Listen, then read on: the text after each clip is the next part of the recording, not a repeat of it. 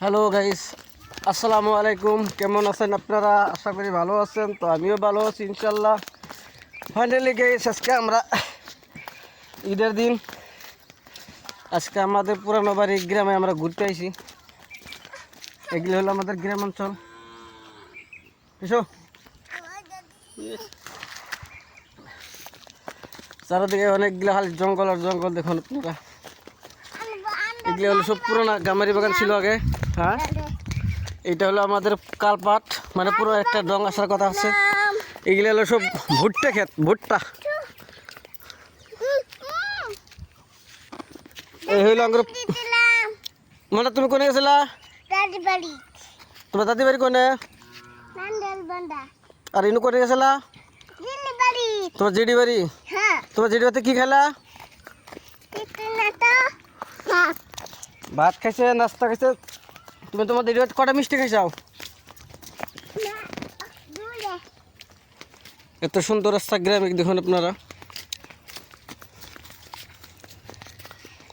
গ্রাম অঞ্চলে আসলে এমনি আপনার মনটা ভরে যায়, কারণ গ্রাম অঞ্চলে আমাদের যে কোনো খালি আমাদের এখানে বলে না,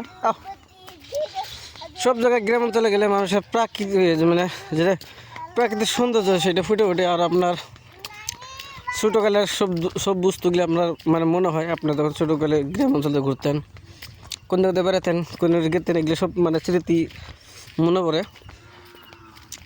মানুষ যখন লাহালে বড় হয় তার ভাবনা চিন্তা মাইন্ডে অন্য কিছু হয়ে যায়, মানে লাহালে তার অন্য পরিবর্তন হয়ে যায়। সেই চিন্তা মানে মানুষে দিনে দিনে আপডেট হয়।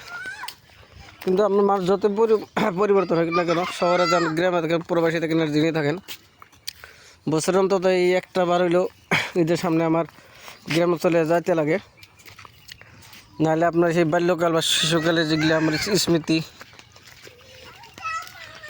এগুলো মনে থাকে না।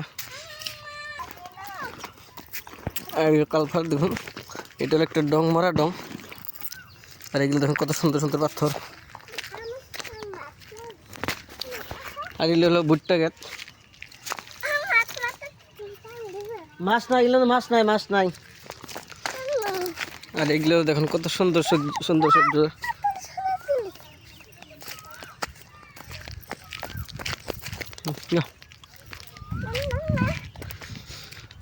এটা একটা ফিল্ড, অনেক বড় ফিল্ড। দেখুন আপনারা মাঠ, মাঝখানে একটা সুন্দর বড়ি গাছ। এই যে দেখুন, আমরা জুম করে দেখাচ্ছি আপনাদেরকে আমি।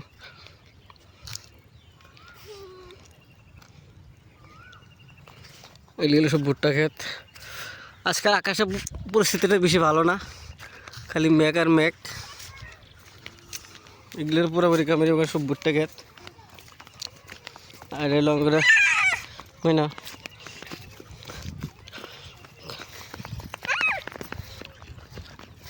ওইসব